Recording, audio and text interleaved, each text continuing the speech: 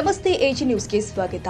ಉಮೇಶ್ ಮುದ್ನಾಳ್ ವಿನೂತನ ಹೋರಾಟಕ್ಕೆ ಎಚ್ಚೆತ್ತ ಜಿಲ್ಲಾಡಳಿತ. ರಸ್ತೆ ತಗ್ಗುಗುಂಡಿಗೆ ಮರಂ ಹಾಕಿ ಮುಚ್ಚುತ್ತಿರುವ ಅಧಿಕಾರಿಗಳು. ಯಾದಗಿರಿಯಿಂದ ಸಿಎಂಗೆ ಸಂಪರ್ಕಿಸುವ ರಸ್ತೆ ಸಂಪೂರ್ಣ ಗುಂಡಿಮಯವಾಗಿ ಅಧ್ವಾನ ಎದ್ದಿತ್ತು. ಈ ಹಿನ್ನೆಲೆ ರಸ್ತೆ ಗುಂಡಿಯಲ್ಲಿ ಮಲಗಿ ಸಾಮಾಜಿಕ ಹೋರಾಟಗಾರ ಉಮೇಶ್ ಮುದ್ನಾಳ್ ವಿನೂತನ ಹೋರಾಟ ಮಾಡಿದ್ರು. ಉಮೇಶ್ ಮುದ್ನಾಳ್ ವಿನೂತನ ಹೋರಾಟಕ್ಕೆ ಎಚ್ಚೆತ್ತ ಅಧಿಕಾರಿಗಳು ತಾತ್ಕಾಲಿಕ ರಸ್ತೆ ದುರಸ್ತಿಗೆ ಮುಂದಾಗಿದ್ದಾರೆ. ಯಾದಗಿರಿ ಟು ಸೇಡಂ ರಸ್ತೆಯಲ್ಲಿ ಬಿದ್ದಿರುವ ಬೃಹದಾಕಾರದ ತಗ್ಗುಗುಂಡಿಗೆ ಮರಂ ಹಾಕಿ ಗುಂಡಿ ಮುಚ್ಚಿದ್ದಾರೆ. ಇದು ಸಾಮಾಜಿಕ ಹೋರಾಟಗಾರ ಉಮೇಶ್ ಮುದ್ನಾಳ್ ಹೋರಾಟಕ್ಕೆ ಸಂತ ಜಯವಾಗಿದೆ. ಆದರೆ ಇದು ತಾತ್ಕಾಲಿಕ ಮಾತ್ರಕ್ಕೆ ಸೀಮಿತವಾಗದೆ ಕೂಡಲೇ ರಸ್ತೆಗೆ ಶಾಶ್ವತ ಪರಿಹಾರ ಮಾಡಬೇಕು. ಇಲ್ಲದೆ ಹೋದರೆ ಈ ರಸ್ತೆಯಲ್ಲಿ ಓಡಾಡುವ ವಾಹನಗಳನ್ನು ತಡೆದು ಎಂದು ಸರ್ಕಾರಕ್ಕೆ ಎಚ್ಚರಿಕೆ ಕೊಟ್ಟಿದ್ದಾರೆ. ಯಾದಗಿರಿ ಮತ್ತು ಸೇಡಂ ಮುಖ್ಯ ರಸ್ತೆ ಈಗಾಗಲೇ ತಗ್ಗುಗುಂಡಿಯಿಂದ ಗುಂಡಿಗಳಿಂದ ಪ್ರತಿಭಟನೆ ಮಾಡುವ ಮೂಲಕ ಎಚ್ಚೆತ್ತುಕೊಂಡ ಜಿಲ್ಲಾಡಳಿತ ಮತ್ತು ಈಗ ಮರಂ ದುರಸ್ತಿ ಕಾಮಗಾರಿ ನಡೆಸಿದೆ. ಇದನ್ನು ಮರಂನಿಂದ ಮಾಡಿದರೆ ಮುಂದೆ ಇನ್ನೂ ತಗ್ಗುಗುಂಡಿಗಳು ಹೆಚ್ಚಾಗುತ್ತವೆ.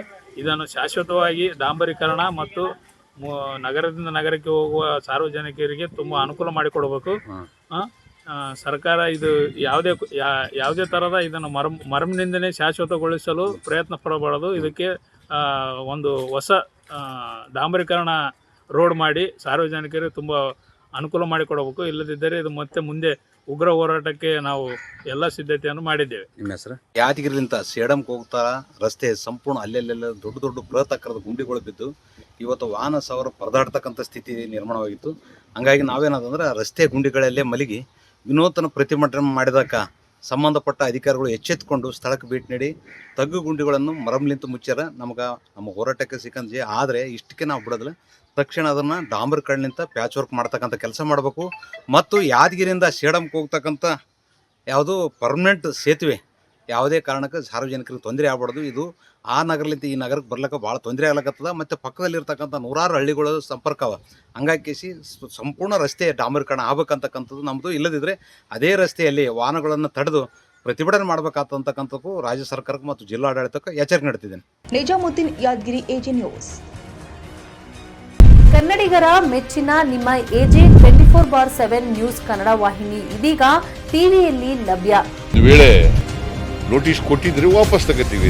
ಇವತ್ತು ವಕ್ಫ್ ಪ್ರಾಪರ್ಟಿ ಅಂತೇಳಿ ಬರ್ತದೆ ಅಂತ ಹೇಳಿದ್ರೆ ರೈತರು ಬೀದಿಗೆ ಬದಲು ಏನ್ ಮಾಡ್ಬೇಕಾಗತ್ತೆ? ಯಾರು ವೋಟ್ ಹಾಕಿಲ್ಲ ಅಂದ್ರೆ ಗ್ಯಾರಂಟಿನೆಲ್ಲ ಸ್ಟಾಪ್ ಮಾಡ್ಬಿಡ್ತೀವಿ.